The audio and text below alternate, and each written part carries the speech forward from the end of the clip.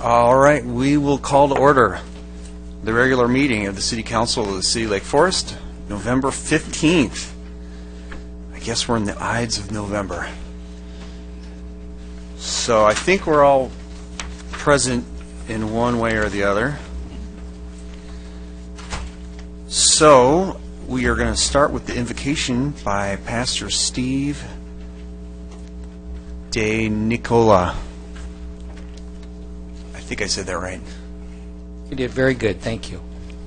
Let's bow our hearts and our heads. Father, we want to thank you for this evening. And Lord, I want to thank you, Lord, for these men and these people in this room, Lord.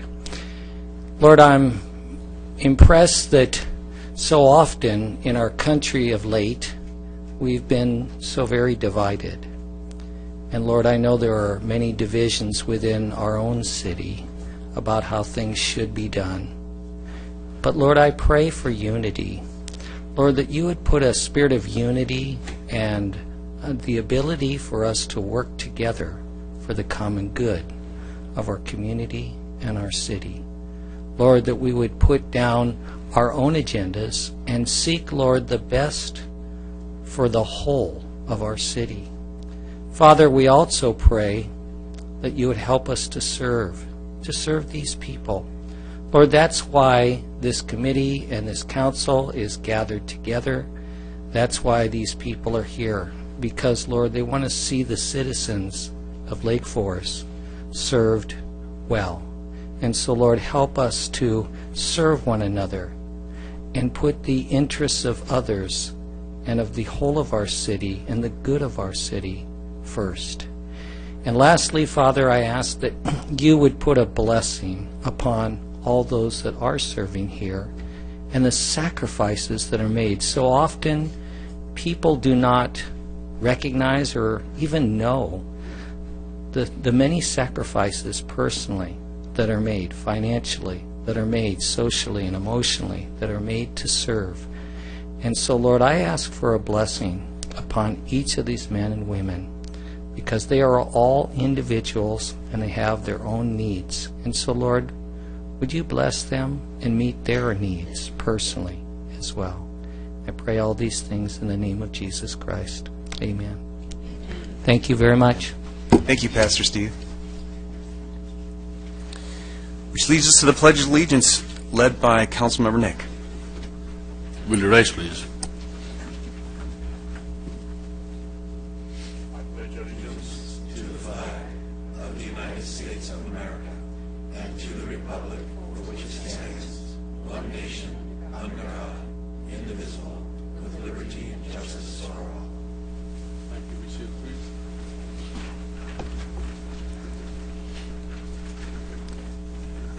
So we have next on the agenda a closed session report. Mr. City Attorney. There is no reportable action tonight, Mr. Mayor. Which leads us to agenda item number 2. I'll move the presentation. And I'll second. If you can cast your votes. That motion passes unanimously. Agenda item 2, recognition of 2016 Leadership Academy graduates, submitted by City Clerk. And Mr. Mayor, if you join me at the podium. Absolutely.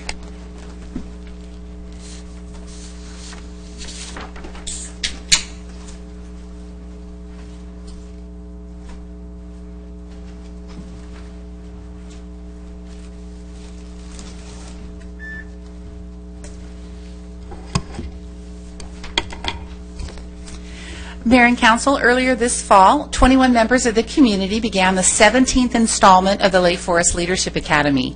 Meeting once a week, the Academy participants learned about local history, the internal operations of the city, and future plans for the community. This evening, the city wishes to recognize the graduates of the Fall 2016 Lake Forest Leadership Academy. So when I call your name, if you would come up. Nabila Akime. Betty Atwell.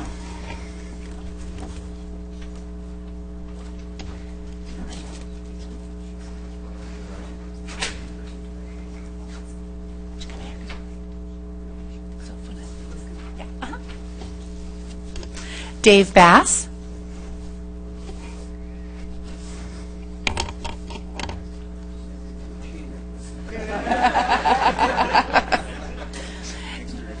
Jade Bolton.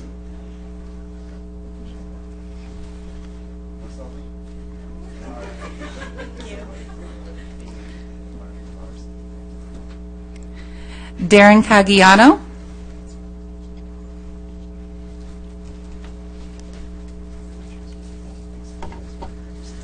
Scarlett Dugan.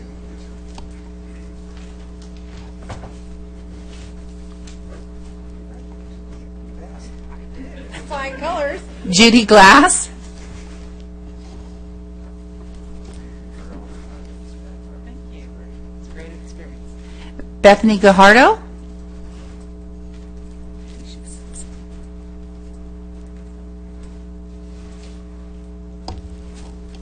Elaine Gundlach.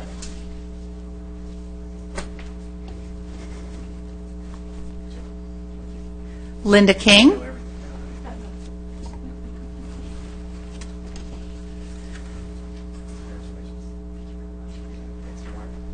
Shirley Maldonado.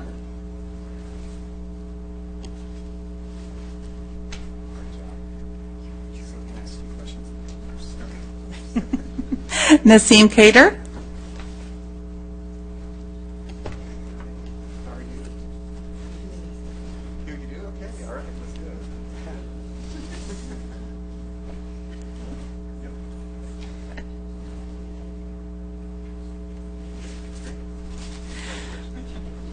Barry Rosenberg and Robbie Rosenberg.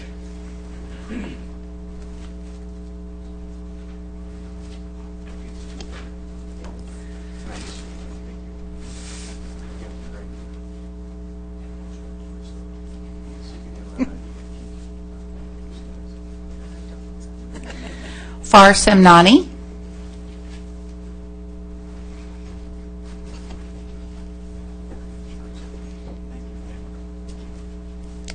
Rod Stone.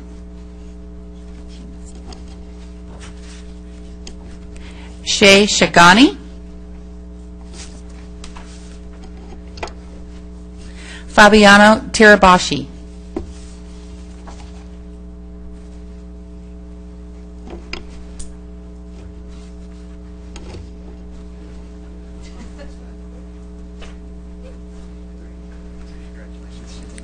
Scott Tullius. Michelle Walker.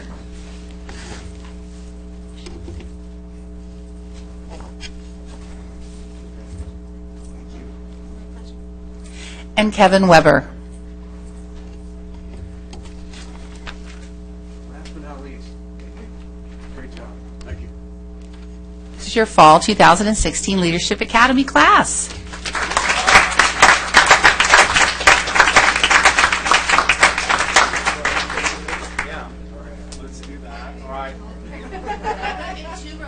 We're going to get a little bit closer. Or, the class, your kindergarten class picture. Oh, Rod, get the picture. Maybe we have one more to add.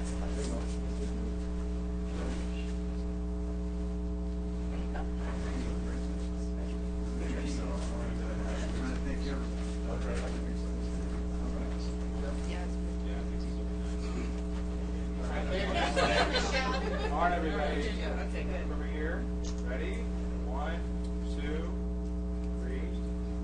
Safe. Now everybody jump in the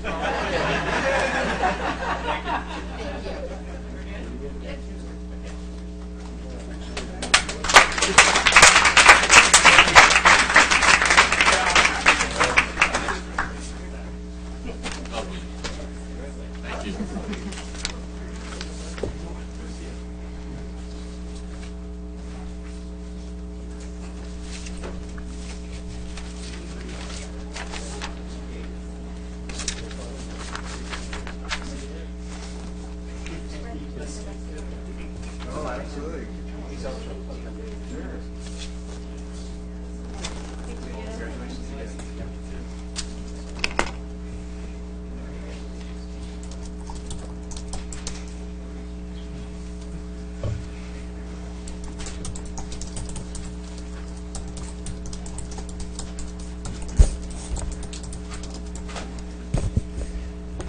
Yeah, I just want to say that what a great commitment from the folks who, as you're all either staying or can hear me, just thank you so much for taking an interest in the city. It's heartwarming to all the time commitment that you undertook to come to all those meetings. So thank you very much, and I'd love to see you more involved in the city. So thanks again.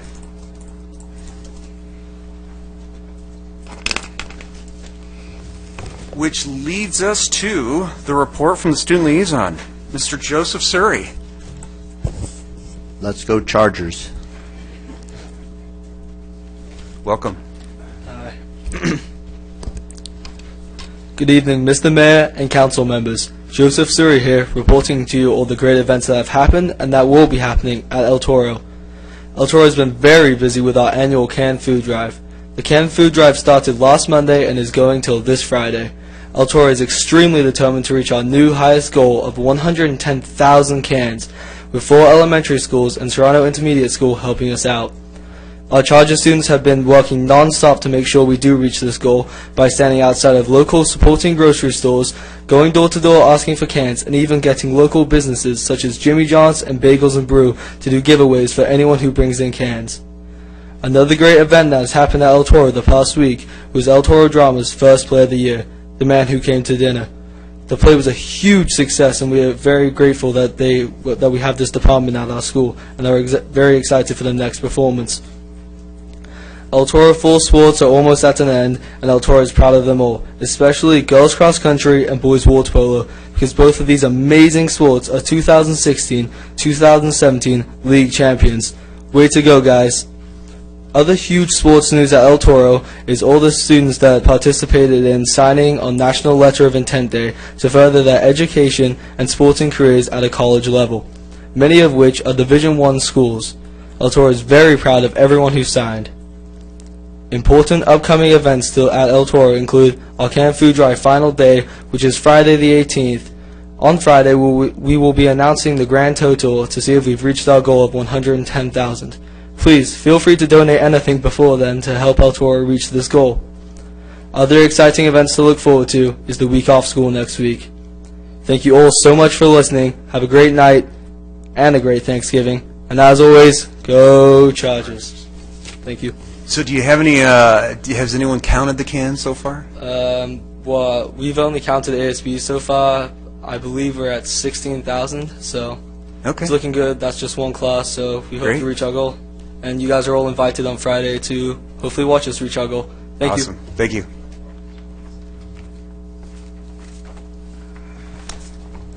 Which leads us to public comments. At this time, any member of the public can speak before the City Council on any item that's not on the agenda tonight.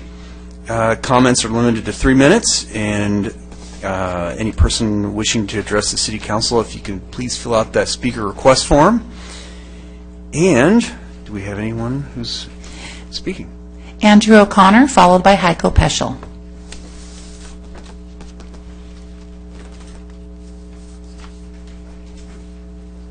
Welcome.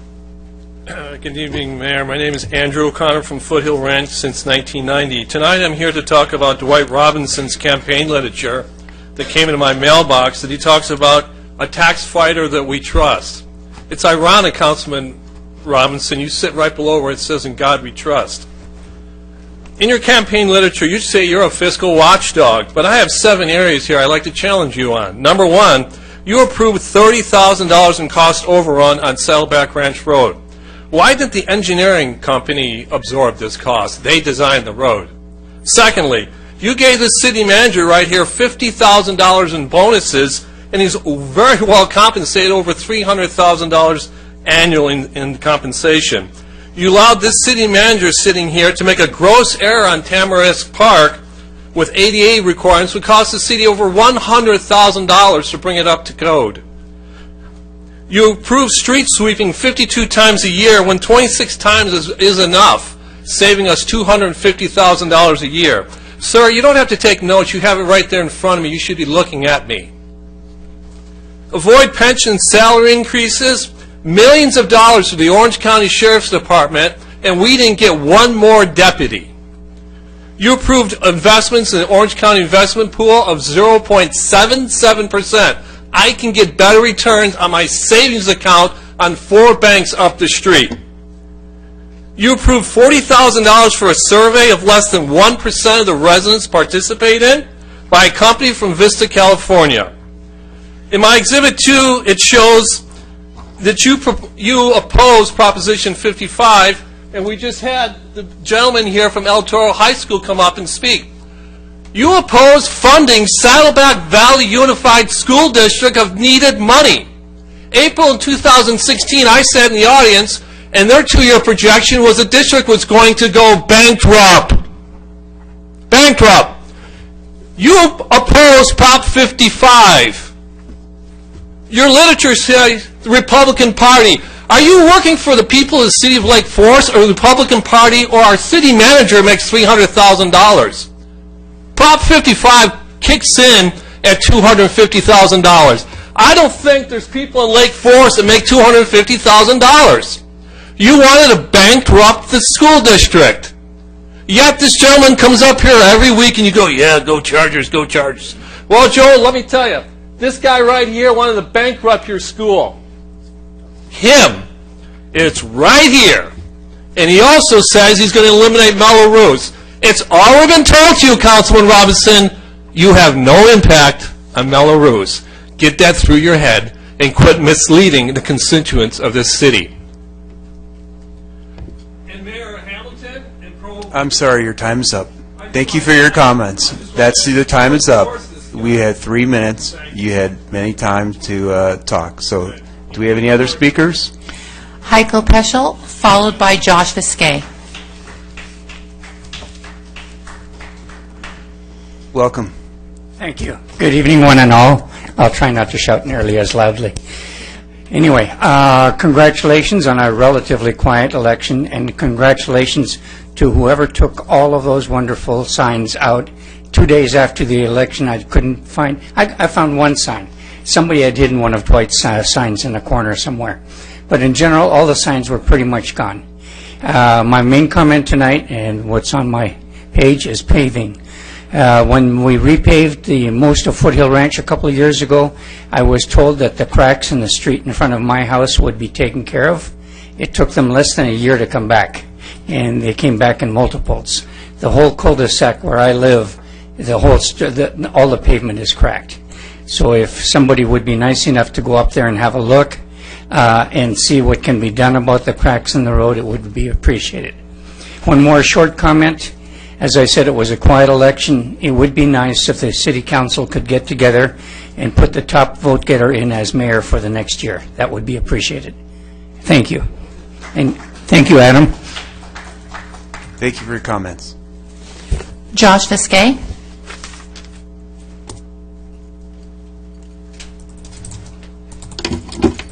Welcome. Thank you. I'll see if you guys can hear this real quickly. I'm just going to do a portion of it for my comments. If I can get it up real quick. Okay. I'm kind of putting it up. It's a video you can see on Facebook. And what that video shows is Dwight Robinson stealing signs. And what happened was that I was going through Bake and I saw, Dwight Robinson signs, I saw Adam Nick signs, and I saw Leah Basil signs. The next day, exactly where he was after the videos, Leah Basil signs were gone, Adam Nick signs were gone, and Dwight Robinson signs were there. So my main issue, because my dad's been a preacher for 51 years, is religious hypocrisy. And what kind of Sunday school teacher votes for more alcohol in the city, right? It's Dwight Robinson and Andrew Hamilton. And Andrew Hamilton posts pornography on the patch, posting a naked picture of Britney Spears with a fellow city councilman's head on it. That's sexual harassment. What kind of Sunday school teacher does that? What kind of preacher is Rick Warren? What kind of branding are you adding? What are they preaching in that church that both you guys have such a lack of integrity, such a lack of morals, and such a lack of ethics. It's a sad case in society. You use racism to try to gain votes. What kind of Sunday school teacher, what kind of church elder does that, right? And voting for more alcohol. So, as a tax-paying citizen of Lake Forest and as a Christian, I demand that Dwight Robinson and Andrew Hamilton both resign immediately. Like when Robinson falsely accused Nick of stealing signs, you should follow your own medicine. And number two, take down all religious references from your websites. You are religious hypocrites that are hurting Christianity.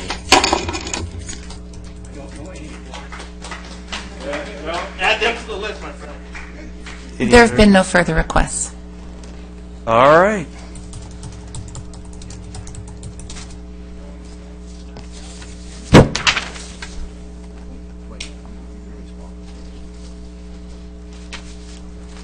I guess we'll move on to the consent calendar. Move consent calendar. Warrant registry. Agenda item number 3. Second. All right, cast your votes.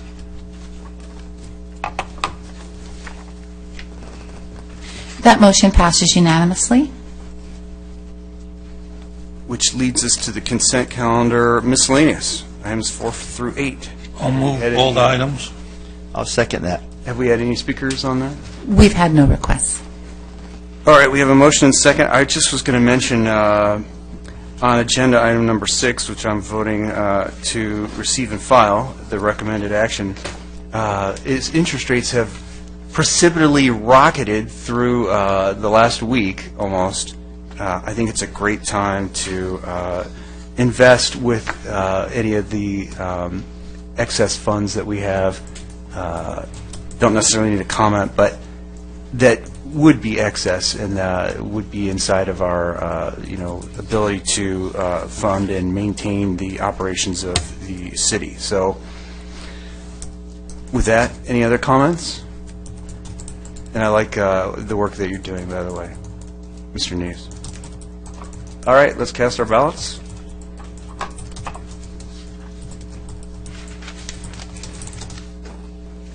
That motion passes unanimously. Which leads us to agenda item number 9. Agenda item 9, adoption of the 2016 California Building Standards Code and Fire Code, submitted by Director of Development Services. So this is a public hearing. We're going to take things in order. We're going to open the public hearing, then receive the staff report. We're going to accept public testimony, bring it back to the council for council questions and comments, take appropriate action, and if there's anyone that's here to speak tonight, we will address them in order a little later on during the hearing. So I would like to open the public hearing and receive the staff report. Thank you, Mr. Mayor, members of the City Council. I'm going to call on Gail Ackerman to provide staff's report on this item. Good evening, Mayor Hamilton and members of the City Council. This item is for local adoption of portions of the building standards and fire codes which apply to all construction within the state. The city undertakes this process every 3 years when the codes are updated by the state. Local jurisdictions are able to adopt local amendments to the state codes that provide further clarification and refinement to specific building areas in the city. The proposed local amendments largely consist of those which the city has adopted in previous code cycles. Staff in the city's attorney's office have prepared draft ordinances incorporating these local amendments into the 2016 code. And should the council wish to adopt the ordinance, the council would direct staff to schedule a required public hearing for the second reading of the ordinance. This is a little bit unusual, but when adopting building codes, the second reading requires a public hearing. So we will be back in 2 weeks with another public hearing. That concludes the staff report, and we have a representative from the OCFA here as well if you have any questions. Which leads us to the public testimony. There have been no requests. All right, I'll go ahead and close the public hearing, bring it back to the council. Mayor Hamilton, for procedural sake, we actually need you to keep the public hearing open Oh, that's right. because we're going to be Very nice. continuing it That's to right. the next meeting. Thank you for that. Any comments, questions? All right, I'll entertain motions.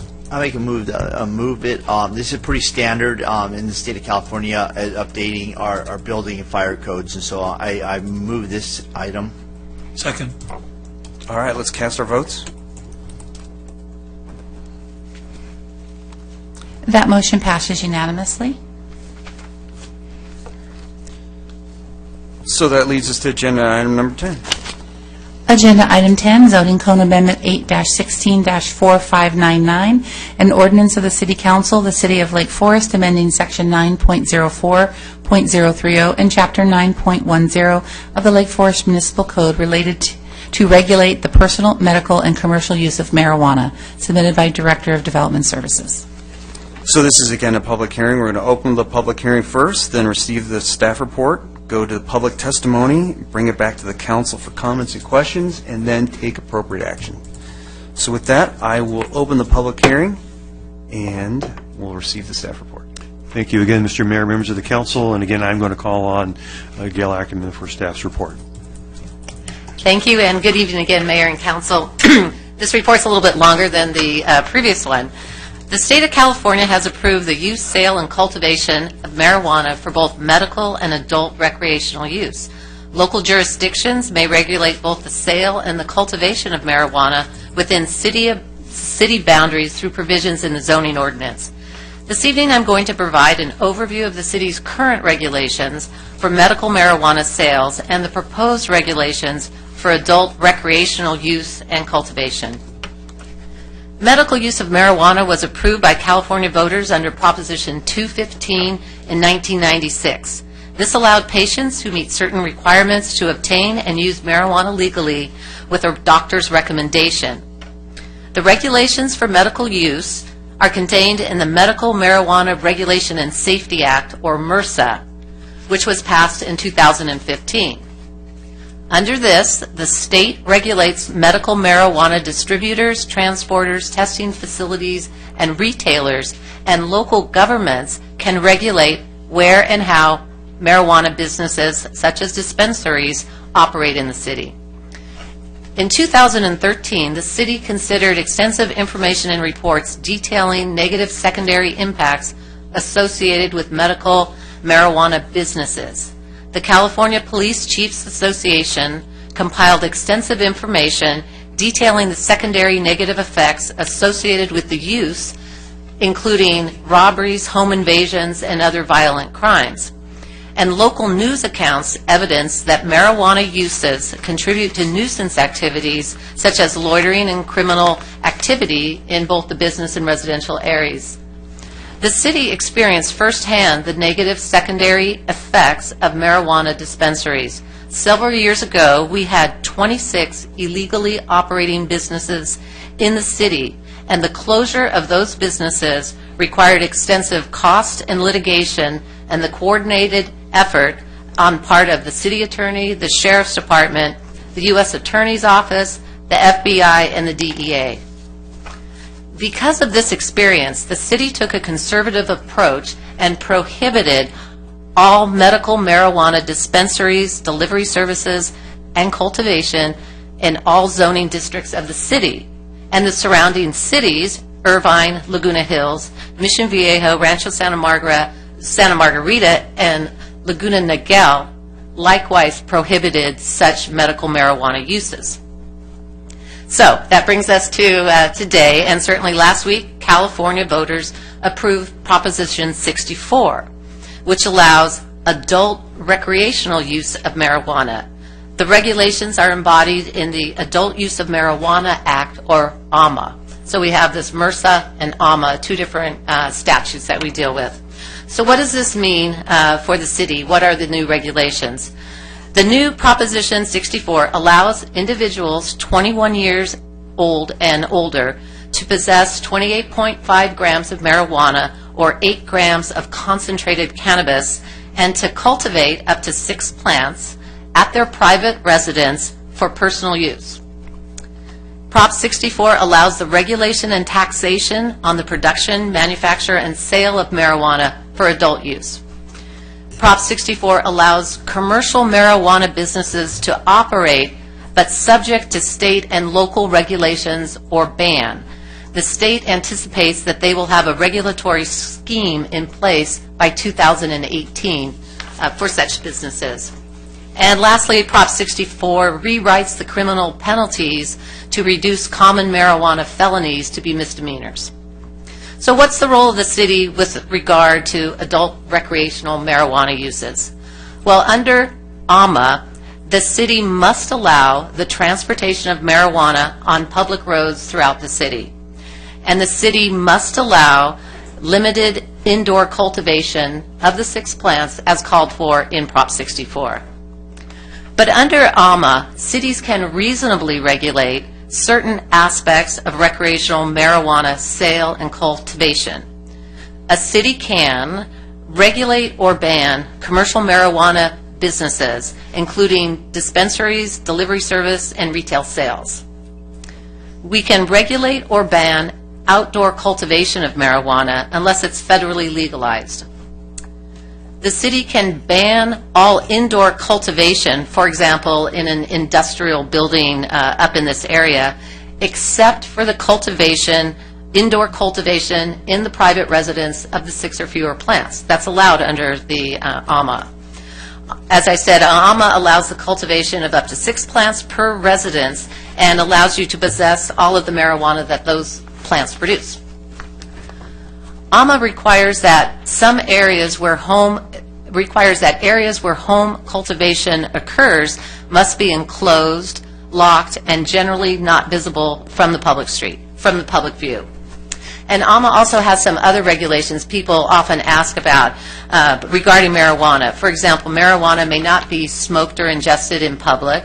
Marijuana may not be smoked within 1,000 feet of a school, daycare center, or youth center where children are present at the facility. And individuals may not smoke or ingest marijuana and drive. Prop 64 did not materially change the provisions for medical marijuana that I talked about at the beginning of this presentation. So the city is now in the position to create local regulations for the sale and cultivation of marijuana. The proposed ordinance that we have as attachment 1 to your staff report would continue to ban all medical marijuana collectives, cooperatives, dispensaries, delivery services, operators, establishments, and providers. So it's no change to how we previously dealt with medical marijuana. In regard to the adult recreational marijuana, staff recommends maintaining the course of action set by the city in 2013 by continuing to ban all marijuana businesses to the full extent permitted by the state. This would include commercial delivery businesses, commercial cultivation and manufacturing and testing, as well as commercial dispensaries and recreational retailers.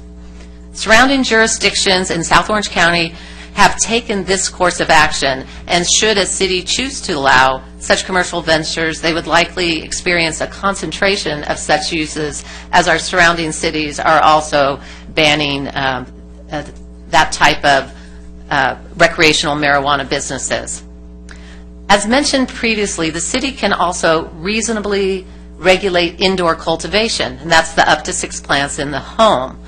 AMA requires that the cultivation take place in the primary residence or an accessory structure on the property. Throughout the state, different cities have taken different approaches as to how to regulate this indoor cultivation. Some cities have adopted a process wherein a grower must come to the city and obtain a permit to cultivate indoors. Other cities have used a registration process, as well as a requirement that a grower agrees to certain health and safety regulations. Because of limited city resources to implement a permitting or registration process, staff is recommending an alternative approach to indoor cultivation, wherein several additional safety standards are codified into our ordinance, in addition to the requirements for indoor cultivation already contained in AMA. So this would include requiring a dedicated cultivation area within the residence or accessory structure that is locked.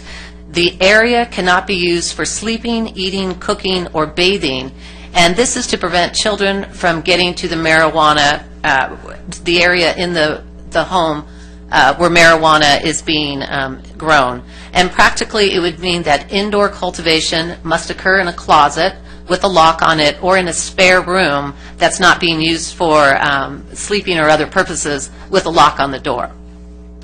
We're also recommending banning the use and storage of explosive gases and dangerous chemicals to protect the safety of residents and surrounding properties. We're recommending requiring that odors related to cultivation of marijuana inside a residence not be detectable to outside of the residence to protect nearby property owners.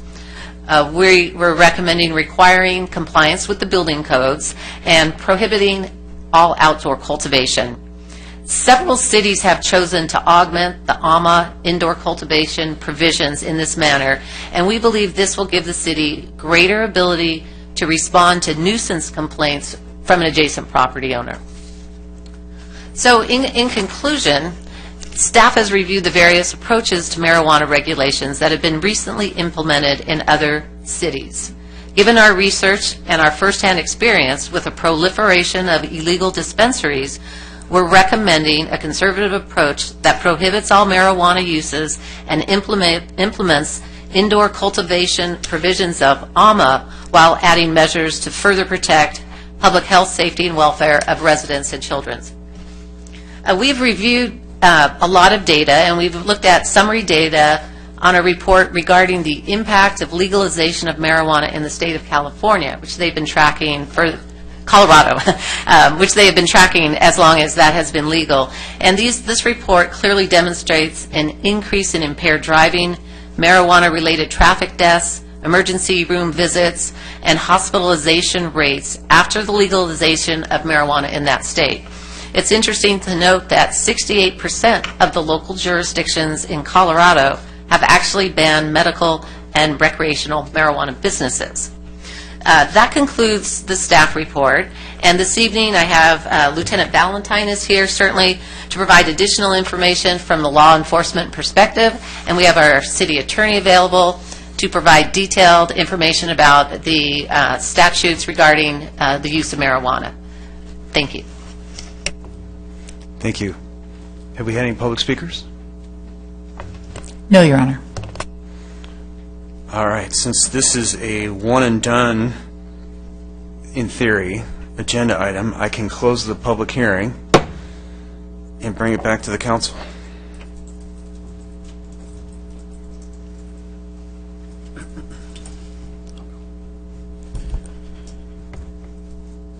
You mentioned there's a restriction with respect to transportation, so delivery, commercial delivery, is that correct? I'll refer this question to Mal. It's a little more complex.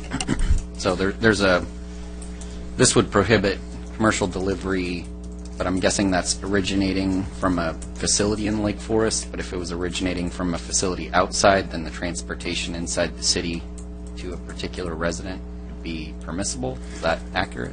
Mr. Mayor, council members, the city under ALMA cannot prohibit transportation through the city. However, the city can prohibit delivery, regardless of the origination point of that marijuana.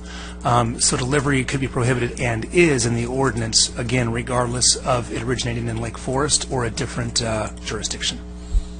So just to further understand that, so it could be transported through Lake Forest. That's so, for correct. instance, from Irvine to Mission Viejo, but not delivered in Lake Forest if this ordinance is passed. It cannot find its final resting place. Now, it's important to note that that is for the sale, for the commercial use of marijuana.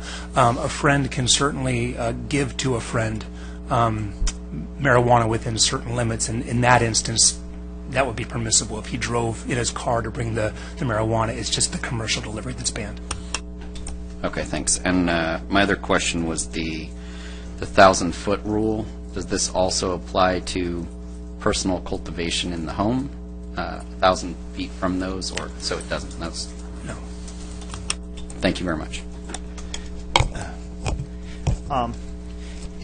we've got this Proposition 64. What cities in South Orange County have come forward and are in the process? I know Irvine's in the process of applying this, but what other cities surrounding us have already enacted?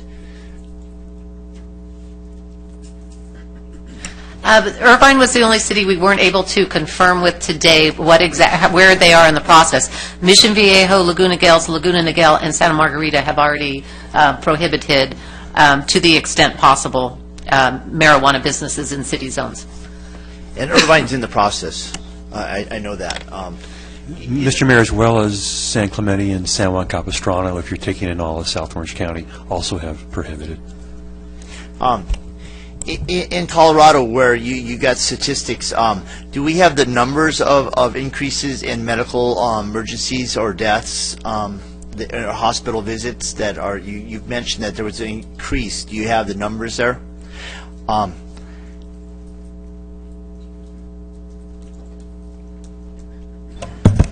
Mayor, members of the City Council, if I may, according to the what's commonly referred to as the HIDA study, it's the High Intensity Drug Trafficking Area.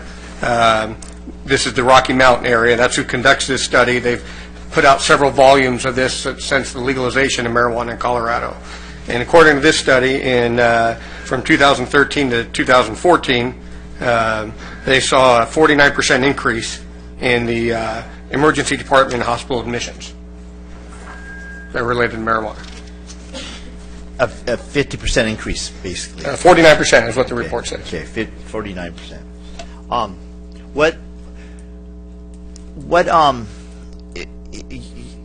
probably the last remaining council member that had any actions with the prior medical or marijuana dispensaries here in Lake Forest.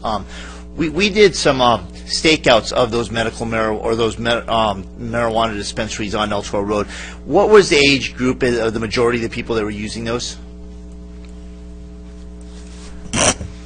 Mr. Members of the City Council, we had observation on one center in particular in which there were 7 dispensaries.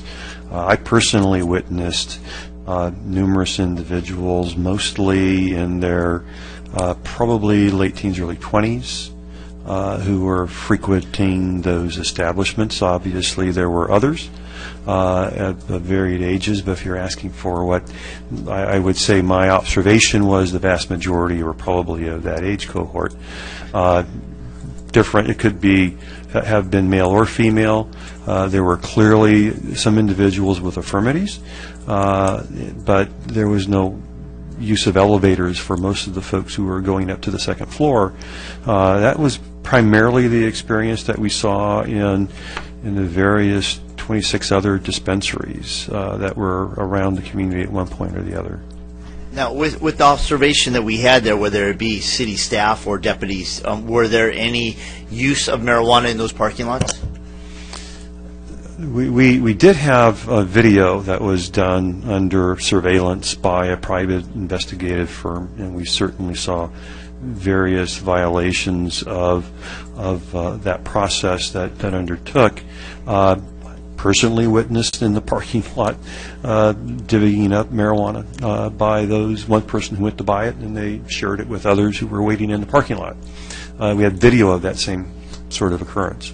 And obviously, if you went up with your recommendation, importantly, it's not a prescription, it's a recommendation, for your personal use, and you came down and you gave it to other individuals, I would suspect that was probably a violation of the law. Lieutenant Valentine, as a law enforcement officer, if you pull someone over, is there any definitive way to tell if a person is intoxicated over the limit with marijuana? No, there's no definitive test to strictly isolate marijuana as far as on the side of the road or something like that. There's no field sobriety test for marijuana. So we're at an impasse there trying to pull someone that's intoxicated to where his driving may be impaired off the streets to keep us safe. What we would do is the field sobriety tests that are given are used to measure impairment. and that covers a whole host of whether it's alcohol or illegal drugs or prescription drugs or whatever it is. But once that is done, the officer is making that decision based on their overall impairment of the driver. Once they're arrested and either a blood sample or something similar, urine or something is collected and is sent to the lab, that's the only way you're able to determine if marijuana was in the system or not. And to the degree of being impaired, do you have a limit on how much intoxication is impairing and driving? Well, for the state of California, 0.08 is the legal limit for alcohol, but there is no measure for marijuana. So even if an officer can articulate impairment, he can make an arrest, and that's the same with alcohol. So if an officer can articulate impairment at 0.0%, and they come back at 0.06%, the district attorney's office can still choose to file that case because there is impairment, even though it's under the legal limit. Don't see it very often, but it can happen. But that's something that could be argued in court. Yes. Yeah. Yes. How many officers in Lake Forest do we have that patrol our streets at night that are trained to be observant of drug impairment? There's many different levels. There's the highest level is what we call a drug recognition expert that goes through extensive training and certification. I believe in the city of Lake Forest we have 4 or 5 right now. I wasn't prepared to bring that information here. But then there's also a lesser degree that we have over a dozen. It's called a DAR. So it's a little lesser degree. But once again, any officer can administer field sobriety tests and determine if a driver is impaired or not. And then once they make that arrest, then they take the blood as evidence, and then the Orange County Crime Lab would determine what's in the system. So is that extra training that's trained to be a drug identification expert, is that taught at the Orange County Academy right now as you're going through, or is that after you graduate from the academy, is that trained? That training is in addition to the basic academy. So after you graduate from that? Correct. Yeah. So we're sending officers right now that have already been 10-year or 5-year officers back for training to be higher observant of drug impairment. Yes. Nothing further. Thank you. Actually, there is a field sobriety test for marijuana. I'm surprised you weren't familiar with it. You offer them a Twinkie. Works. I'm told it works all the time. The Colorado data is really bad data and has been debunked many times. Part of the problems with the Colorado data, for example, are the base rates. In Lake Forest, I think it was 2 years ago, our crime rate went up 30% or something like that. But we didn't have marijuana. So the fact that a crime rate goes up in conjunction with marijuana doesn't necessarily mean anything. I think what's most disturbing about the Colorado data is that they report impairments, but in fact they don't distinguish between the presence of alcohol. So almost all that data about hospitalizations and DUIs, etc., they found marijuana, but they also found alcohol in those people. So when they say the rate went up X percentage and marijuana was found in their system, in fact the people also had alcohol in their system. So the Colorado data is by no means a good research study, and the letter that's the DA letter has been debunked several times. That being said, I don't smoke marijuana, I don't drink alcohol, so I'm not particularly in favor of allowing people to alter their consciousness to the point that it impairs them.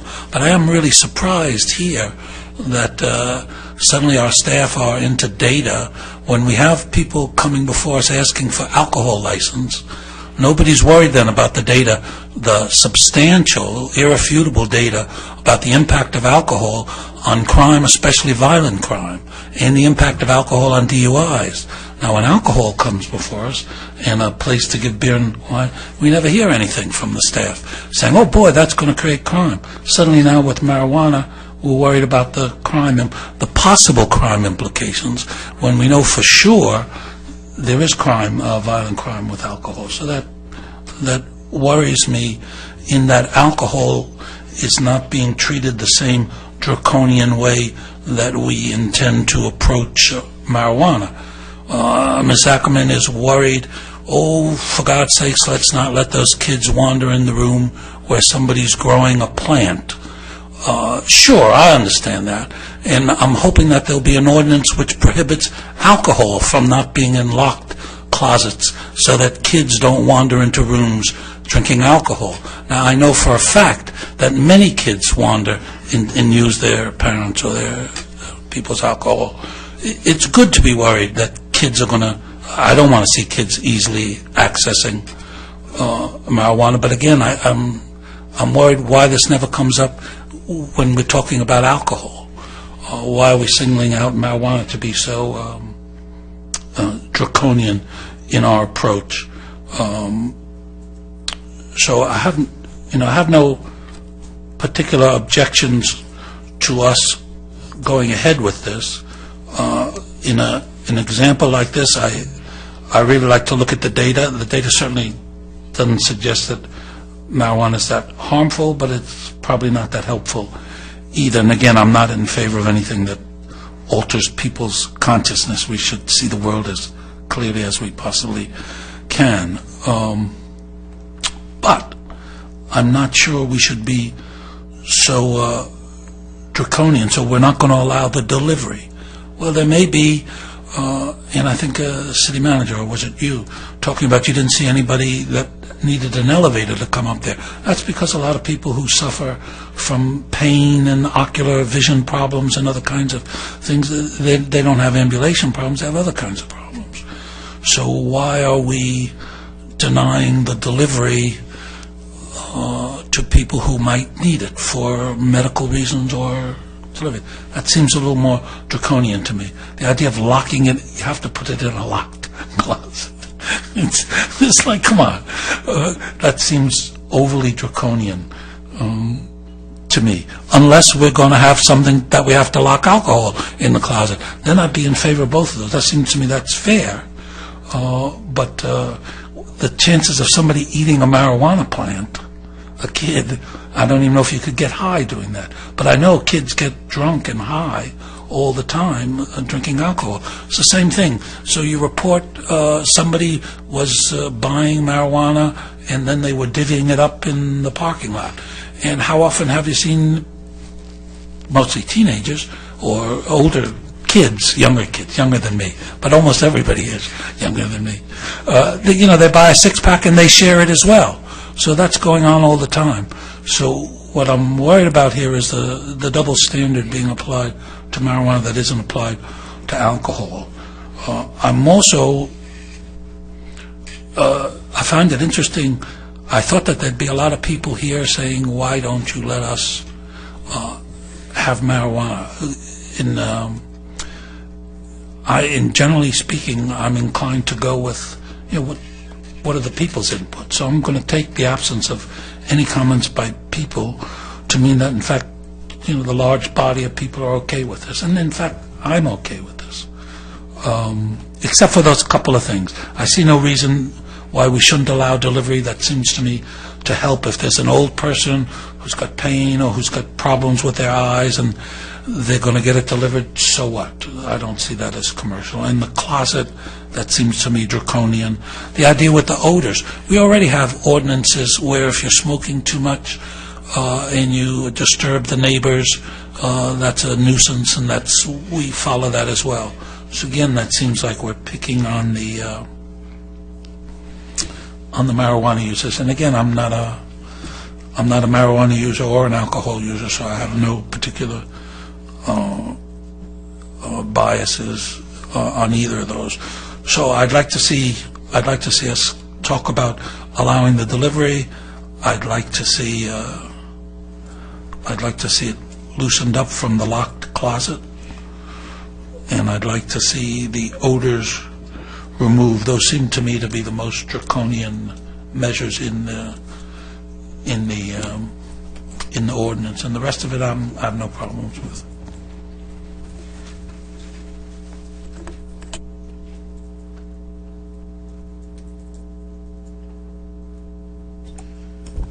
Could you address the comment about odors? I mean, do we have ordinances that would already apply here, and is there a reason why we'd want to throw something more into this particular ordinance, or maybe you can respond to that part?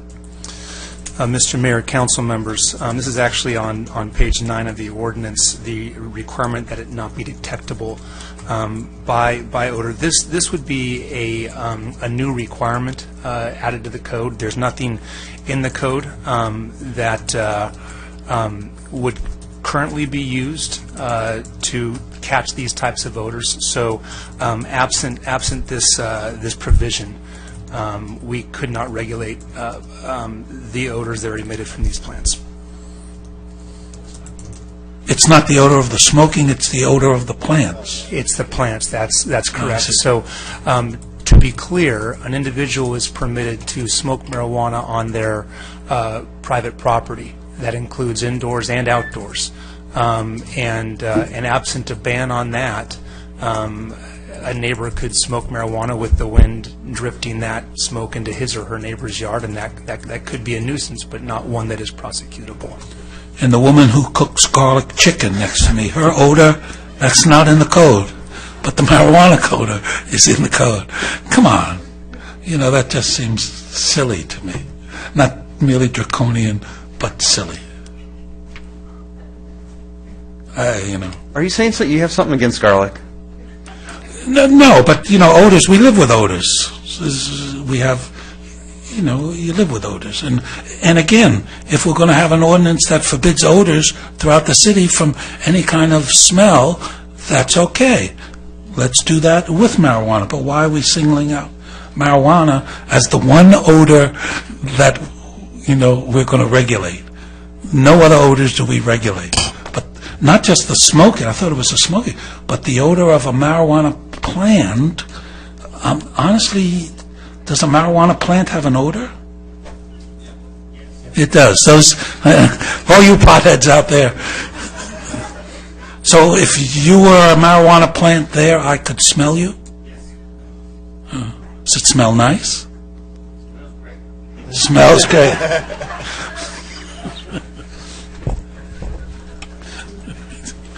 Get that man. Lieutenant, get that man somewhere. All right, if there's no other discussion, I guess... Just, if I may, very quickly. Sure. I'm surprised that there is not... I'm surprised that there is no public input here, because I know this is a sensitive matter, and I know there are many residents who actually would want to be here.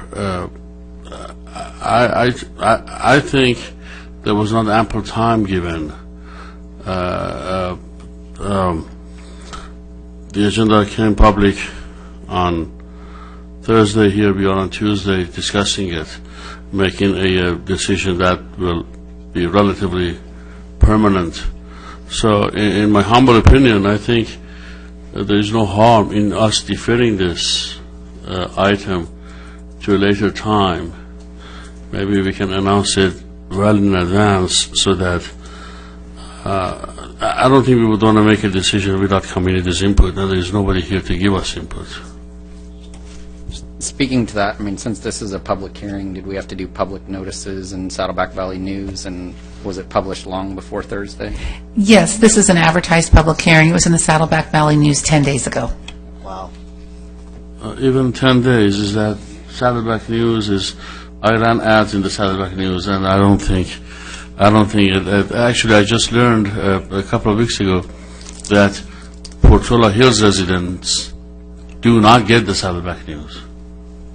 I'm surprised, but I learned Portola Hills residents get the Rancho Santa Margarita News. Yeah, Ken Wolf told me that. So anyway, for what it's worth, I think there's no harm in deferring it, but I defer to my colleagues. Well, if you go up two sections from the not detectable, it actually says the cultivation area must not produce any odor. And it goes, if you go two up from that, it says no controlled chemicals, explosive gases, butane, propane, gasoline, kerosene, I'm not a professional in any way, and have never cultivated this, but there's chloride, acetone, benzene, methanol. So I think it's talking not just about the plants; it's talking about the area. Is that generally what was that the intent of the? Is the area and not just the plant? The provision that we're discussing does apply to the entire cultivation area. Typically, the experience in their jurisdictions has been that many marijuana plants produces a pretty pungent odor. I'm not as familiar with it as others may be, but this would also get to the chemicals that you've noted as well. So it's both plants and any chemicals that are used in the process. All right. Any other discussion? I wasn't aware that they used chemicals. I thought they just put them in a hydroponics or something like that. They put it in with water. It's not grown with chemicals. Mayor, members of the council, additional chemicals are used when they're trying to manufacture the marijuana into a more concentrated substance. I'm not 100% familiar with that process myself. It's an area of expertise that our narcotic officers have, but that's what those additional chemicals are used for, to separate it and make it more concentrated. Make it into an oil or something like correct. that. Okay.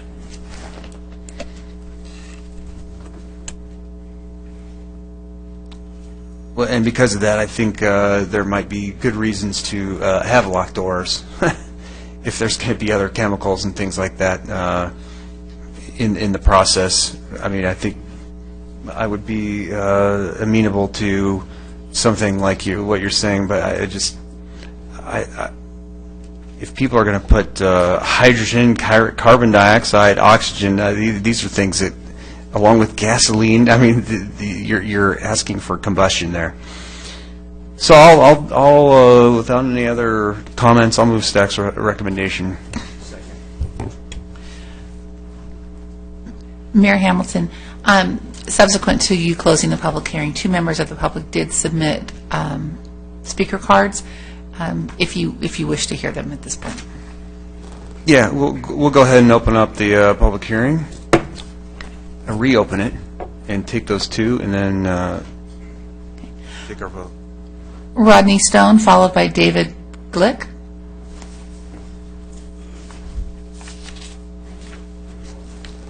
Welcome again. Recent graduate. Yes, Mr. Mayor, council members. I just got a couple questions. It's not really going to take up my whole entire 3 minutes, but I understand exactly what Dr. Jim Gardner is saying about the cultivation and the odor of the marijuana and stuff. But has anybody even given any thought about our veterans that are being issued marijuana as a prescription because of PTSD? There's currently right now there are evaluations and stuff that's going on at the VA. VA is already trying to make recommendations as far as implementing it into their process. But we have veterans that actually have PTSD coming from Afghanistan and Iraq, and at best right now it's going to be Syria, and some of them actually are here relatively in the South Orange County area. Has anybody given any thought to how they are going to stop the distribution or the transformation of marijuana into Orange County just to get to their residents?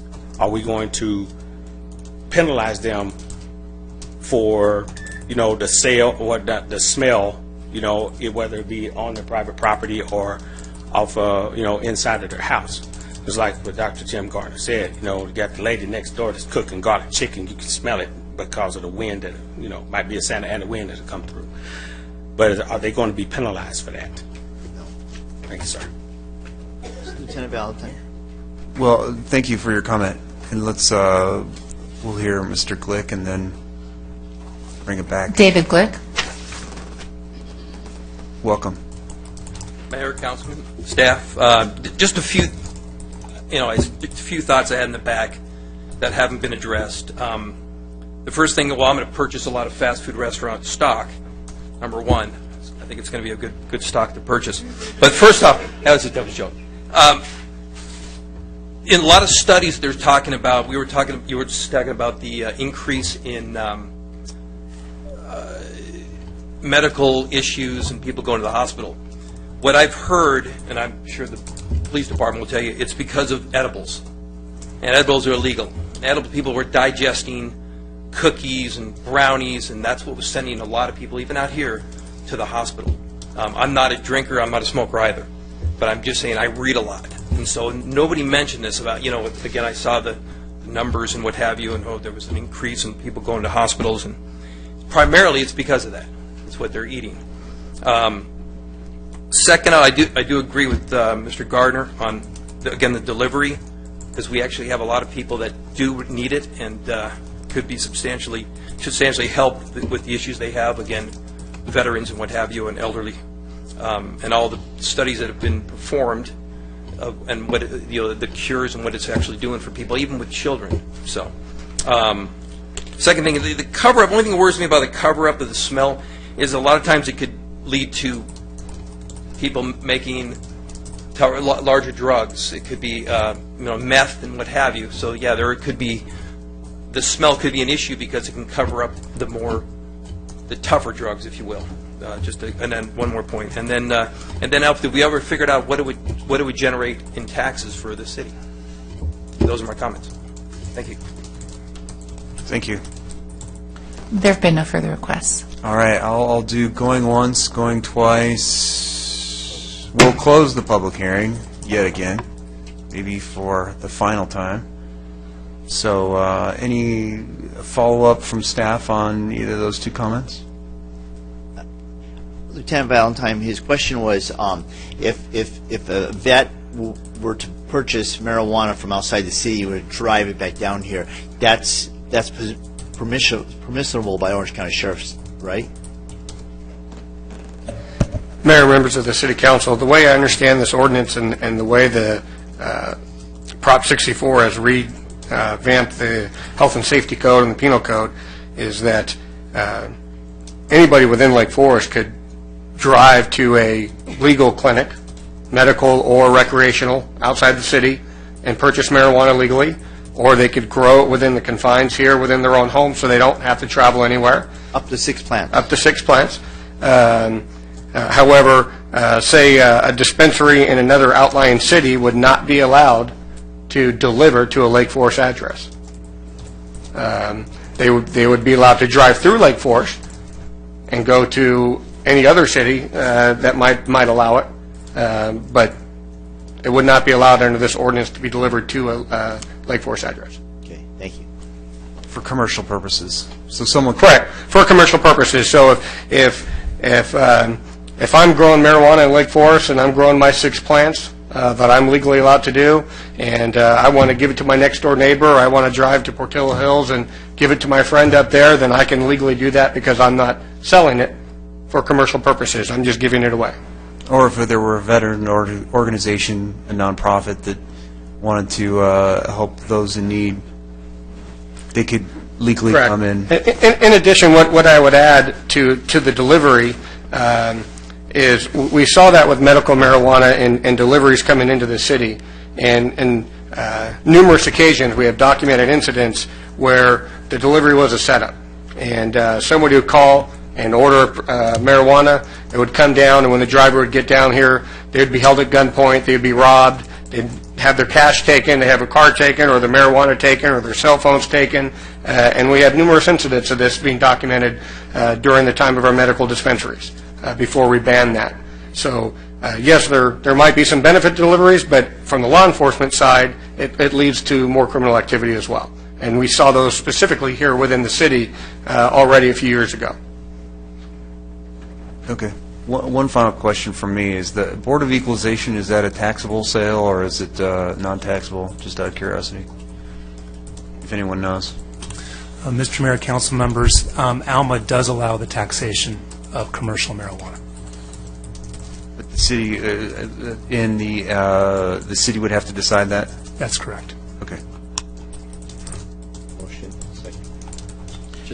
So piggybacking off of that, that would be in 2018 when the state puts together their regulations for retail sales. Right? And that's an important note, that even if the city were to allow commercial dispensaries, we likely wouldn't see a dispensary until 2018 because the state licensing scheme won't be in place until then.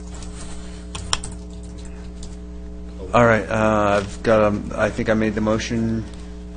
You seconded? Any further discussion? I'm going to vote no because I think it's too draconian. You know, most of the provisions I'm in favor with, but I'm going to vote no, just to make that clear. Sure. And to clarify, Lake Forest has gone through a history of being the marijuana dispensary capital of South Orange County, and I don't want to be the only city in South Orange County that's selling marijuana through dispensaries in our streets. And so the fact is it impedes our law enforcement and endangers our citizens from people coming to buy marijuana into Lake Forest, rolling a joint, smoking it as they leave our city, getting intoxicated, and having an accident in our city. So I don't want to be the hub of where they're coming to pick it up, and so that's why I'm voting yes. Thank you. And I think a lot of our neighbors, too, are doing the same thing, so it's not like we're an outlier. Anyone else?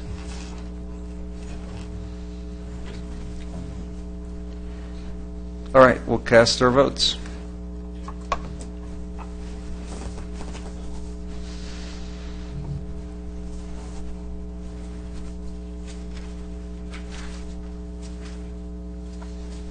Has everyone voted?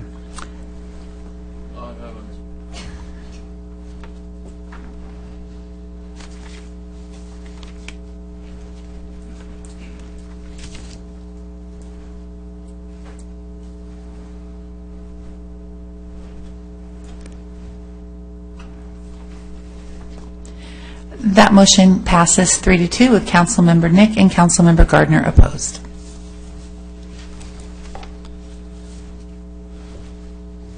Which leads us to agenda item 11, 11A.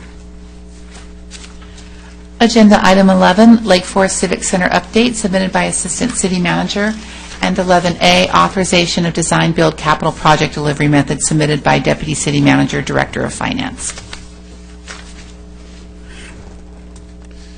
Thank you, Mr. Mayor, members of the City Council. I'm going to defer the presentation to Deborah Rose. Mayor and members of the City Council, it's my pleasure to be here tonight to talk to you about the Civic Center, which is, we have called Lake Forest's 100-year home.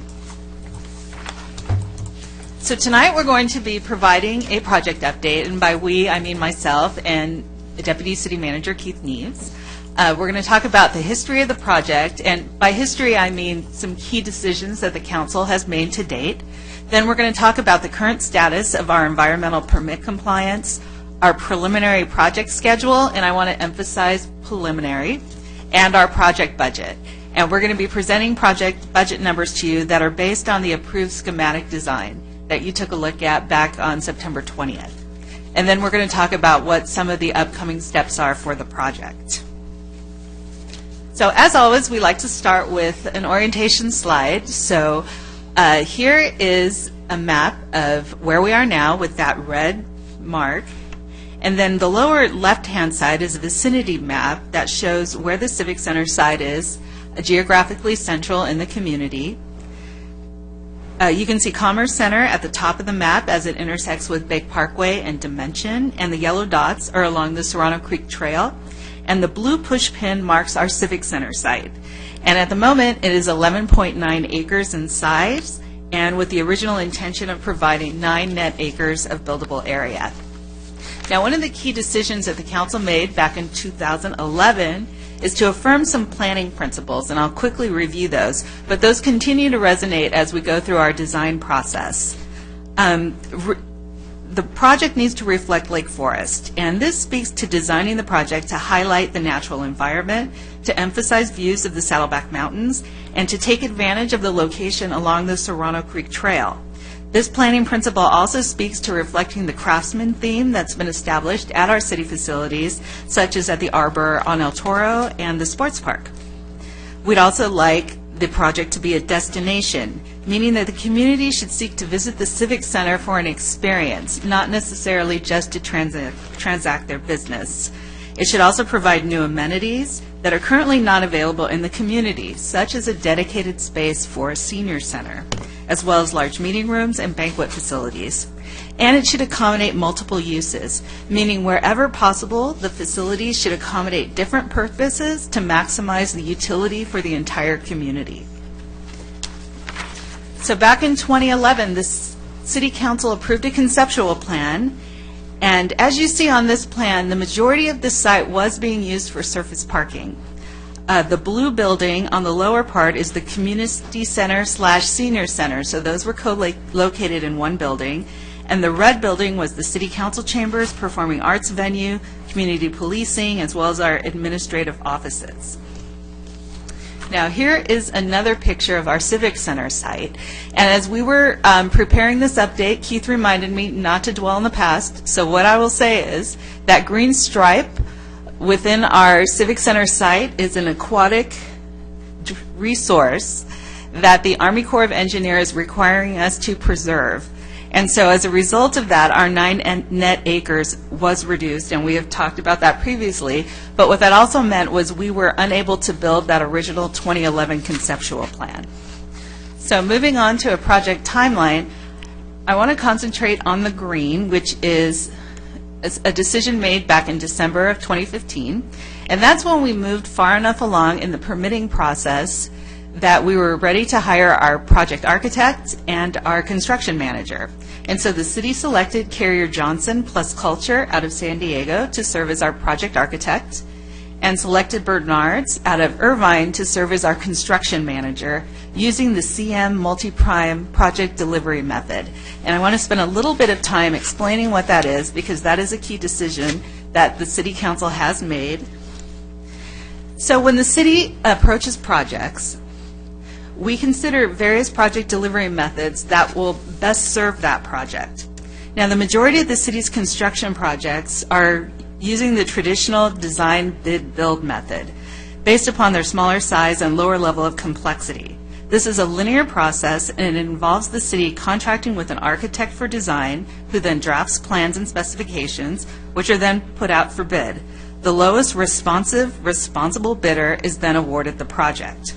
However, for projects that are more complex and require a higher degree of technical specialization, the city uses the CM multi-prime delivery method. For example, the Etney Skate Park of Lake Forest was constructed using this method because of the complexity of the design, the scale of the project, and the need to ensure a high quality of trades. So in regard to the Civic Center, in 2012, 2014, and again in 2015, when the construction manager contract was awarded, the council identified the CM multi-prime as the preferred delivery method to complete a quality Civic Center project. So back to our timeline, looking at the red box, we're in 2016, and now we've reached some project momentum. In May, we received our final permit from the Army Corps of Engineers.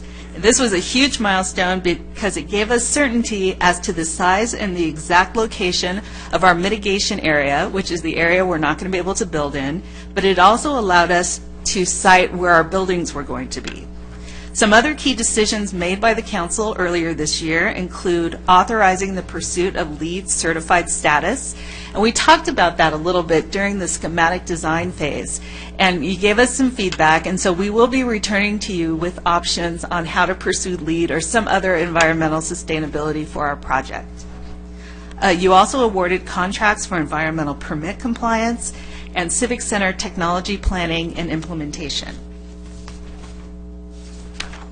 So right now, we are in the pre-construction stage. And so some of our current activities include design, and the design is what Carrier Johnson is doing on our Civic Center pad, but it's also working with Michael Baker International, who's working on the plans for Serrano Summit, including the road extension and the grading plans. We're also working on environmental permit compliance and preparing for bidding. Future construction phases will include construction, obviously, and then project closeout. So we're going to start our next update with what's going on with our environmental permits. And so in this area, there's kind of three things we're going to highlight. We have our submittals, and we've met our requirements there. We submitted our restrictive covenant. This is a legal document which, once it's approved, will be recorded against the property where the mitigation area is, and it ensures that 2.1 acre mitigation area remains in its natural condition into perpetuity. We also turned in our long-term habitat management plan. That describes how we're going to manage and maintain that mitigation area into perpetuity. And we submitted our government letter of assurance, and that's what describes how the city is going to pay to implement our long-term habitat management plan into perpetuity. We also met our requirements for mitigation. So we bought our 1.0 acre stream enhancement credit, that was $250,000, and we paid our in lieu fees for coastal sage scrub habitat, that was $363,000. And again, the submittals and the mitigation are steps we've taken in other projects. We faced the same milestones when we did the Alton Parkway Road extension, as well as when we built the sports park. Now, what's unique to the Civic Center is the additional requirement placed on us by U.S. Fish and Game to provide additional invasive species removal in Serrano Creek. So we did that. We did $15,000 worth where we removed invasive species that were inside Serrano Creek. So next steps for environmental permits, we will be coming back to you to recommend award of some contracts, one for an on-site biological monitor, and someone to do the required reporting for our mitigation area for the next 5 years, as well as someone to help us remain in compliance with our permits through construction and through post-construction. We're also going to come back with a recommendation on a licensed habitat restoration contractor. This is a specialized service, but we need to hire someone that can guide us toward rebuilding the mitigation area and placing the required plantings and so forth, so that area regrows and is able to be sustained over time. We also have to submit grading plans 60 days in advance of our project start to the regulatory agencies. So moving on to construction, Bernard's, our construction manager, is planning our schedule, and they are envisioning 3 phases of construction. The first phase would be site preparation, and that's all of the items that were described under self-help in the development agreement. So that includes site grading, retaining walls, constructing and planting the mitigation area, extending Indian Ocean Drive, and building the roundabout in front of the Civic Center entry. The next phase, ideally, would be building the parking deck, followed by the Civic Center campus. And by the Civic Center campus, I mean everything you saw in the schematic design minus the parking deck. So in our preliminary schedule that's been laid out by Bernard's, there appears to be a 5 to 6 month time window between the completion of site development and the start of the Civic Center campus construction. And so our construction manager would like to use this time to build the parking deck, which he's estimating to be a 5 to 6 month construction project. This would minimize the complexity posed by building the parking deck and the Civic Center buildings at the same time. But to meet this desired sequencing, Bernard's and Carrier Johnson are both recommending the city utilize the design-build procurement process. So under design-build, a team works under a single contract to provide design and construction services. And state law sets the specific selection process and administrative requirements to use this process. Now, your staff report for your update is a receive and file item, but your next item is the implementation of design build, and in that, staff is recommending that the City Council approve design build for use for the parking deck. The other method of use is the traditional design bid build, and this is the city's primary and preferred method to deliver capital projects that I spoke about earlier. So why design build for the parking deck? Well, some of the anticipated benefits includes eliminating lag time due to the advertising of bids and construction contract award. This method would allow fast tracking where some portions of work can be started before design is complete, and it integrates the contractor experience into the design phase. So while we were discussing this process with Bernard's, we asked them, okay, why the parking deck. Give us your top 3 reasons why we should pursue this. And so their answer to us was, really, we want to allow the market to identify the options out there to design and engineer our parking deck. We want to use firms that specialize in parking decks and parking structures because this may produce cost savings and may produce efficiencies in constructions and may save us time. Primarily, the biggest reason is the shorter design schedule to allow for construction to occur during this desired time window. And again, we'll talk to you more about this in our next staff report. Okay, so updating our Civic Center campus timeline. This is a timeline that we showed you during our last update. And so, as I mentioned, we are in pre-construction. We completed the program and concept design, and that's where the City Council elected to add a parking deck to the Civic Center site. So that preserves 60% of your site for your building program and 40% of your site for parking. We've also completed schematic design, and that was approved by the council on September 20th with the comment that you wanted to look at the roof of the community center building a little more in depth during design development, and so we are working on options for that. At this point, we are midway through design development. We anticipate completing that within 14 weeks, and so we would be coming back to you to present that most likely in the first quarter of 2017. We're still projecting a 2 to 3 month period for bidding and construction of 17 months with 2 months for project closeout. So at this point, I'm going to turn the presentation over to Deputy City Manager Neves to go over the project budget. Mayor, City Council members, the PowerPoint you see before you is the project budget that's estimated off schematic design. Now, we're just through schematic design. We're going through design development. As we go through the process more, we'll refine these numbers each time and bring them back to you. But right now, it looks like, as you see at the bottom, it's a $71.6 million Civic Center. That is consistent with what we've been showing you from the beginning all the way through 2011. Pre-construction, $4.5 million, construction, $55.3 million, and then some post-construction, $5.4 million. Let me tell you a little bit about the post-construction. That is IT costs both in the council chambers and performing arts theater and throughout City Hall in conference rooms and so forth and so on. And then there's also around, in that post-construction cost is furniture and equipment for all 4 of the new buildings. And then there's the site preparation and the self-help. Since the city is acting upon the self-help in the developer agreement with Irvine Ranch Water District, we are going to go ahead and grade the site and build Indian Ocean or Civic Center Drive, which it may be ultimately called, and that is 100%, well, not 100%, it's almost 100% reimbursable by the owner, which would either be IRWD or if IRWD sold the property to a developer. So all that is reimbursable. So if you're looking at the project budget, it's a project budget of about $71.6 million. You're saying, well, maybe that's a little higher than what I've seen before, but we've agreed to do a parking structure because that takes away all the parking. It makes it a campus atmosphere without parking around it, and you put the parking on the parking structure.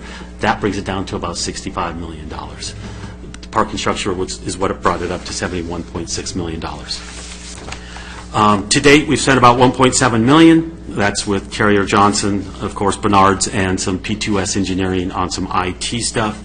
The primary funding source for all of this is impact fees from the OSA development. Currently, we have around 60% of the fees in the bank right now for the $71.6 million project. We'll be collecting the remainder of the fees throughout as the project continues on, gets built, and goes through. Just kind of like we did with the sports park. We did the same thing with the sports park. We started the sports park with not all the fees in the bank, 50, 60, 70% of them, and then as impact fees come in from development, we just paid cash throughout the sports park. We'll pay cash throughout the Civic Center. We will bring back funding to confirm funding prior to the award of multi-prime contracts. We'll tell you how much more money there is in the funds, and we'll tell you where we're at. There is no anticipated need right now for any debt issuance. If we there's enough money in the bank right now. If we are a little short and impact fees slow down, we could go over to the general fund, loan some money to the OSA fund, and then pay it back as impact fees came in. But I don't see that occurring. I see it kind of flowing just like the sports park flow. And then current cash flow projections indicate funds will be available during the timeline of the construction. Then we'll go back to Deborah on the next steps. Okay, next steps. So tonight, in your next agenda item, we are going to ask the council to approve using the design build to build the parking deck to allow us to use that sequencing in construction of site development, completing site preparation, going into the parking deck construction, completing that, and then going into the construction of the Civic Center campus itself. Now that you approved the second reading of the development agreement earlier tonight, we will be waiting 30 days for that ordinance to go into effect, and then we will be working with IRWD to exercise a new irrevocable offer of dedication to get an additional 0.67 acres to complete our Civic Center pad as an 8 point whatever the little number was to build our site. We're also going to be coming back to you to recommend awarding additional environmental contracts, as I explained earlier. We'll be coming back in early 2017 with the design development presentation. And as staff, we will be working on our cost estimates for the maintenance costs for the Civic Center as well as the operational costs for the Civic Center. So this concludes our presentation. We'd be happy to answer any questions you have. We also have Rick Falkman, Vice President and our Construction Manager from Bernard's here in the audience, as well as John Erickson, our Project Manager from Bernard's, who can answer any questions you may have about construction sequencing or the design build process.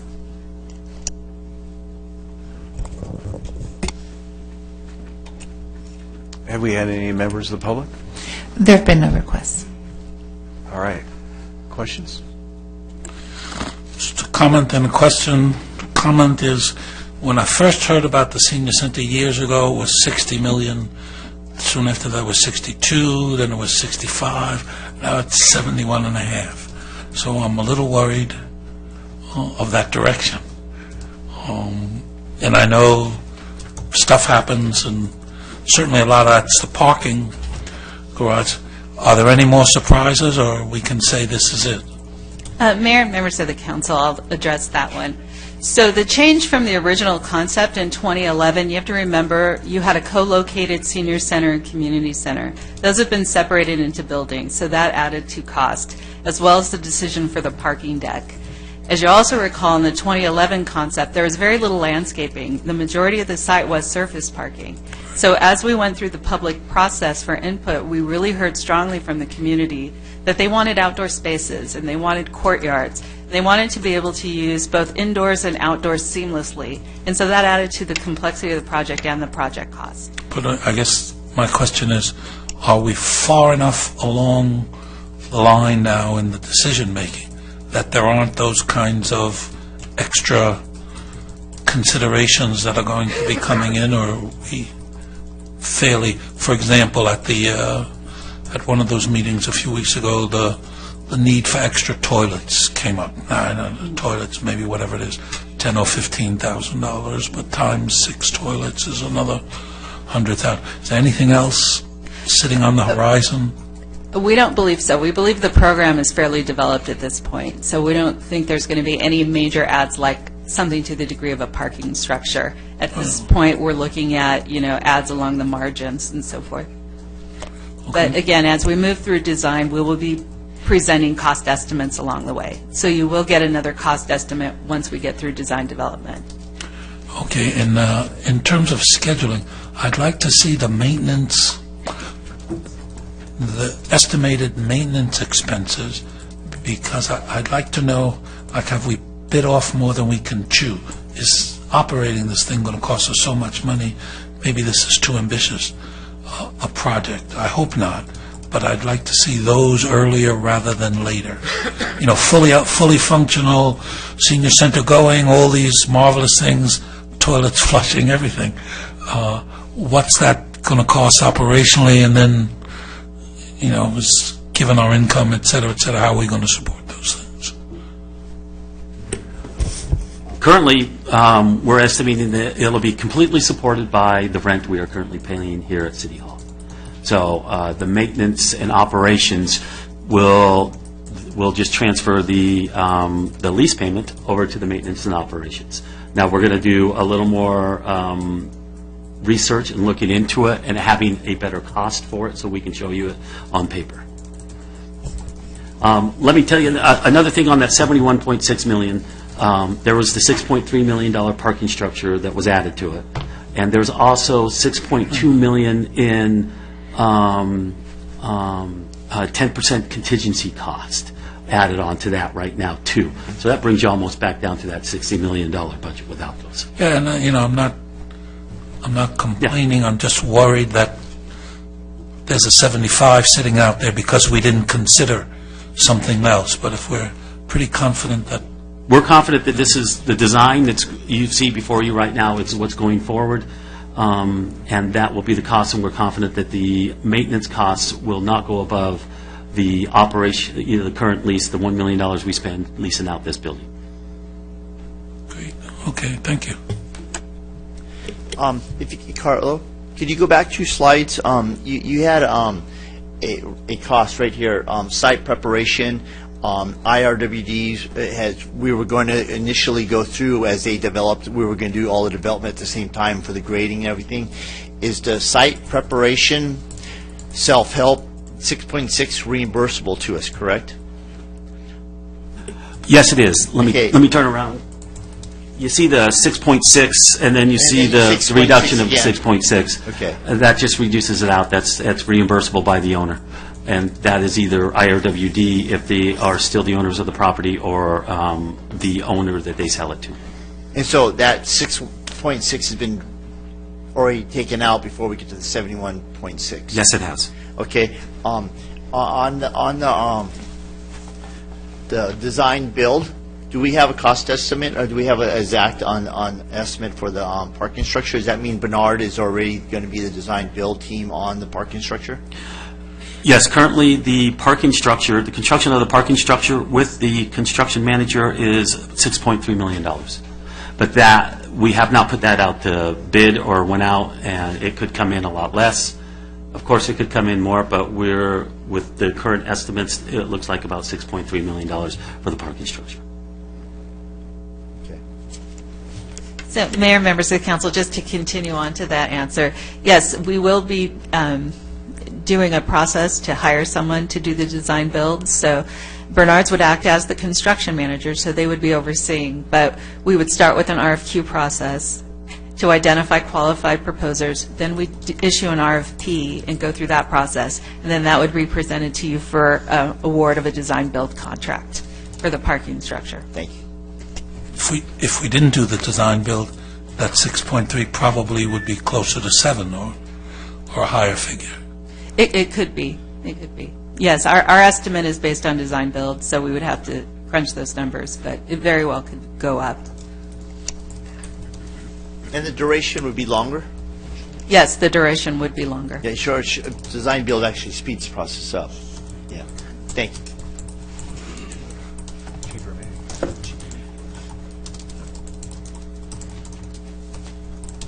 Any other questions, comments? Do you need a motion made? Yeah, I'll move the... I'll second that. What are you going to move? I'll move the design that we go to the design build. Isn't that the motion?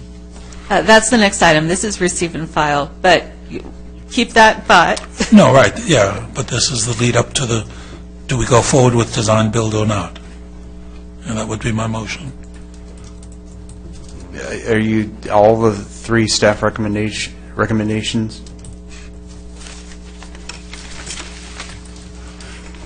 Mr. Members of the council, if the council does not need a presentation on design build, it sounds like that may be where you're at, in which case then I think it would be our recommendation that you just act on all those items that are recommendations for both 11 and 11A. Is that your motion? So you need a motion made for 11 through 11A? There's 3 items under 11A recommended. 11A, 1, 2, and 3. Yeah, that was my motion. Okay, second. Okay. Any other discussion? The only thing I would say is that if there are opportunities to be, I don't know, if we're using wood in some areas where it requires more frequent paint, if we use some kind of material that's not requiring the paint, if the, funds from developers would, and it's cost effective, I'm not saying to just increase scope, but if it's going to decrease over our long-term cost and be cost effective, have a significant payback, low payback period, I would just encourage that kind of analysis. So, Yeah, I second that. As a 100-year project, it's okay to spend a maybe little we can more. make it a 200 10 year. ways. Exactly. And to clarify that was those open beams up at the high points by the roof that we were concerned about. Yeah, but Bernard's is looking into, entrances and so forth to put real wood, and then all the eaves around the buildings and stuff going with a better quality that lasts a whole lot longer. Okay. The only other thing I wanted to add before we vote is my strongest urging that on all of this contract stuff, where it's possible, we use Lake Forest subs. They're probably not going to be the generals. But, part of this being a 100-year home, it would be nice if, as much as possible, local business people and local people could be involved in the building of it. So I'm sure everybody agrees with that. All right. We have a motion and a second. Let's cast our votes.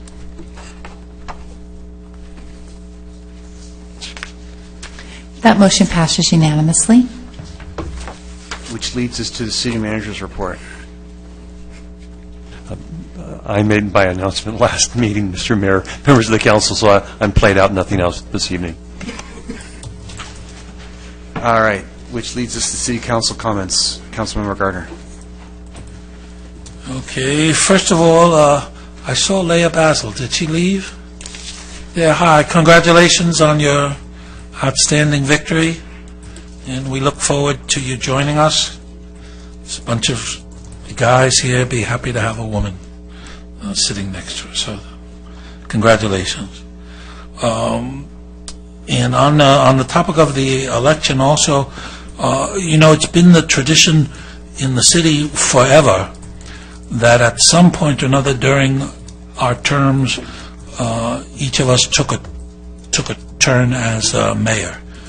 And at the moment, it looks like Councilman Nick is trailing Councilman Robinson by about 150 votes or something. So it is possible that Councilman Nick might not be with us, and somehow in the jumble, he never got to be mayor. So I'm going to propose that, at least for the next meeting, that he be allowed to perform to be mayor here, just as to keep that tradition going of allowing a mayorship to everybody. So if I can get any consensus to put that on the agenda for the next meeting, that at the next meeting, Councilman Nick serves as our mayor. I'll support that.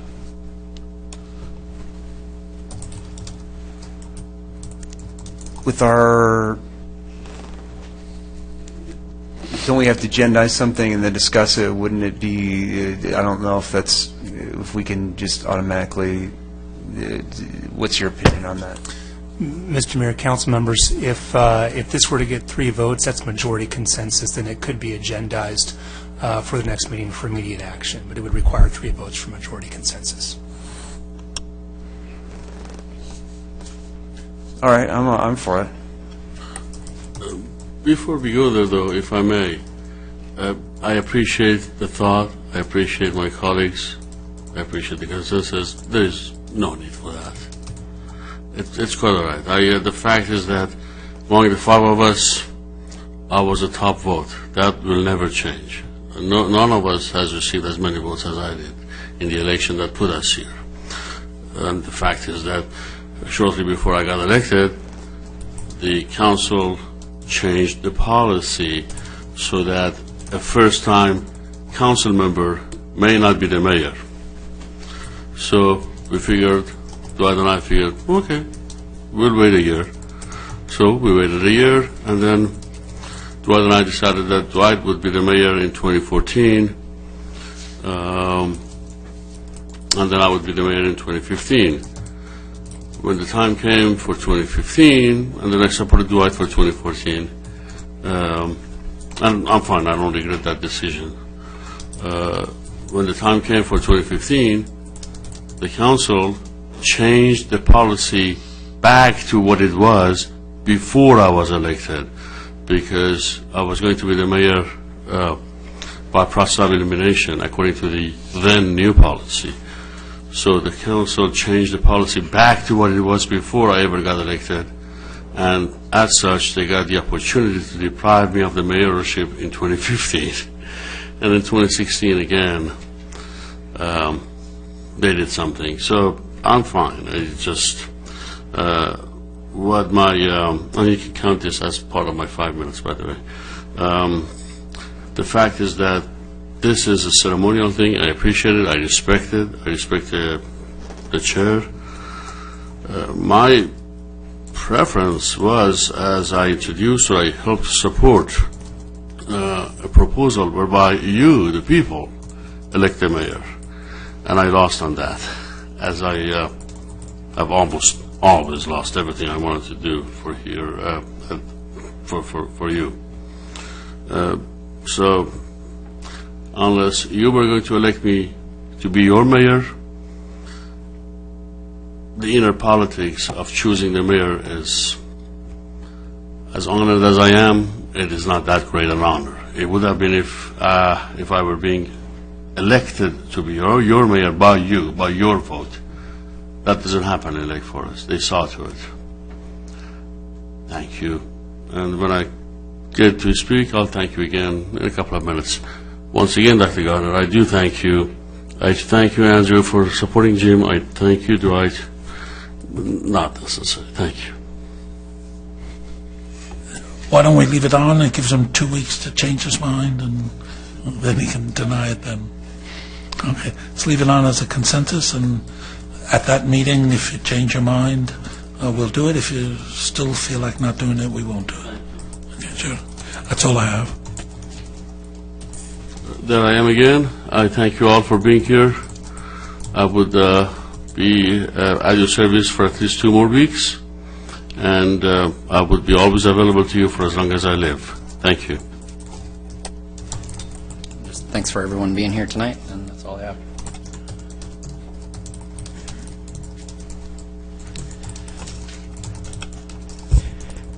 Yeah, I got 2 dogs, and I had 2 cats, but we had a party at my house, and one of the cats got out. So we've been waiting to go through a mourning period while we were getting over the loss of our cat. So on 11/2, I actually went to the Orange County Animal Shelter to go pay my fees for licensing my now 8-month-old dog, and I figured I'd go through the cat section and see what kind of cats were there. And so it was disappointing, because it's always heartbreaking to see these animals there. And every time I go to the Orange County Animal Shelter, I go through and examine the dogs and pet as many as I can and see the cats. But I noticed that both cat facilities were filled to the brim. So I said, oh, I got to bring my daughter down, because I just figured that I could do something and lend our help in pulling one out. So I kind of picked out a few cage numbers and went home and told my wife and daughter, we're going to go to the shelter this weekend, and I guess it's time for us to get a new kitty. And on Sunday, the 5th, we show up. There's no cats, but maybe 10 cats left in the whole shelter. And so I said, what happened? And they said that they had a free adoption, and they went through 221 animals for free adoption service they had on the 3rd and 4th of November. So as we were there, they had just brought some new kittens in, 3 young little cats, and I said, gosh, when will these be available? They said 4 days, and it's depending on the city is how long they get a hold for. Anaheim has a hold on them for 9 days. Lake Forest has a 4-day. Most of the cities have a 4-day hold. So on the 4th day, we showed up, and we were able to adopt this cat. But as we were adopting the cat, it was this last Thursday. It was Veterans Day on the weekend, so they were actually having a free giveaway for veterans to come in and adopt animals that weekend. So I got to say, some of the programs they have at the Orange County Animal Shelter are producing fruit, because cats and dogs are finding forever homes. And the day I went in there, the Sunday I went in there with my wife and daughter, I was astonished, because I told my wife and daughter how many animals were there, how many cats were there. You won't believe it. There's so many beautiful ones.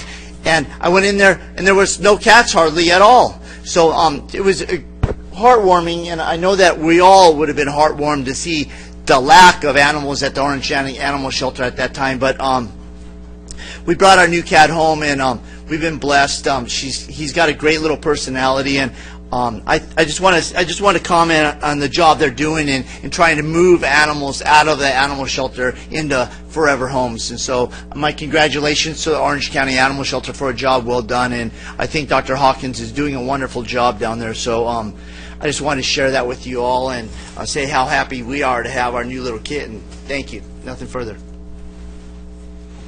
All right. And with that, thanks for everybody coming. Congratulations to everyone who won, and I guess we're adjourned.